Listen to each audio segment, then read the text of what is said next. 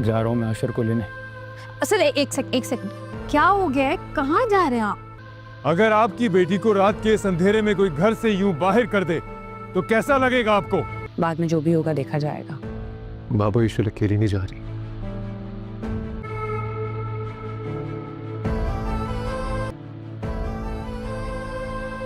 हम दोनों साथ जा रहे हैं। बस मैं सुबह ही जाके ना ईशल को घर ले आऊंगी।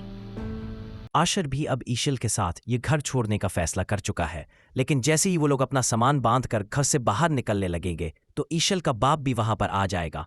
अब ईशल का बाप आशर के बाप को बहुत ज्यादा गुस्सा करेगा कि आप लोगों ने रात के वक्त इन दोनों को घर से क्यों निकाला है। वहीं पर अगले दिन रूहान और इनाया भी घर वापस आ जाएंगे और वो दोनों अच्छी तरह जानते हैं कि ये सब आयजा कर रही है, इसलिए इनाई असद को भी एहसास हो जाएगा कि इसने अपने भाई के साथ ज्यादती की है। लेकिन जैसे ही आशर को वापस लाने की बात करेगा, आयजा उसका ब्रेन दोबारा से वॉश करना शुरू कर देगी।